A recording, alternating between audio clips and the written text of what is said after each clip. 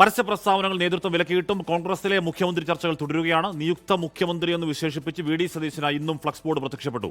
K C വേണുഗോപാലിനായി പാലക്കാട് മുൻ youth Congress നേതാവ് വഴിപാട് നേർന്നു. കളഭ വഴിപാട്. ഡൽഹിയിൽ കെ സി വേണുഗോപാലിനായി മാത്യു കുഴൽനാടൻ കൂടിക്കാഴ്ച നടത്തി. K C Venugopal, Ramesh Chennithala, V D Satheesan. UDF ജയിച്ചാൽ മുഖ്യമന്ത്രി സ്ഥാനത്തേക്ക് ഈ നേതാക്കളെ ഉയർത്തിക്കാട്ടാനുള്ള അനുകൂലികളുടെ നീക്കത്തിന് നേതൃത്വം വിലക്കേർപ്പെടുത്തിയെങ്കിലും ചർച്ചകൾ അവസാനിക്കുന്നില്ല. വി ഡി സതീശനെ നിയുക്ത മുഖ്യമന്ത്രിയായി വിശേഷിപ്പിച്ച എറണാകുളം മൂവാറ്റുപുഴയിൽ ഫ്ലക്സ് ബോർഡ് സ്ഥാപിച്ചു. പിന്നീട് ഫ്ലക്സ് അഴിച്ചുമാറ്റി. ഇതിനിടെ കെ സി വേണുഗോപാലിനായി മുൻ യൂത്ത് കോൺഗ്രസ് നേതാവ് കളഭം കൊണ്ട് തുലാഭാരം നേർന്നു.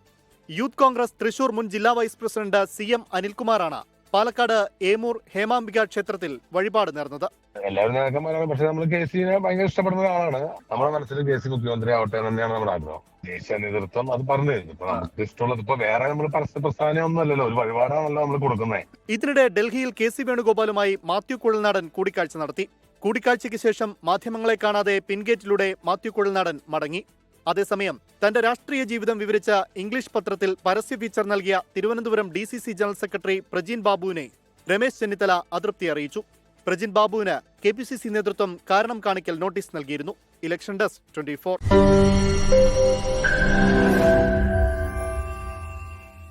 ലോകത്തെവിടെയായാലും ഏത് സമയത്തും 24 വാർത്തകളും ഓഗ്മെന്റഡ് റിയാലിറ്റി പാക്കേജുകളും എക്സ്പ്ലെയിനറുകളും വിശദമായി കാണാൻ ഞങ്ങളുടെ YouTube ചാനൽ നിങ്ങൾക്ക് സബ്സ്ക്രൈബ് ചെയ്യാം.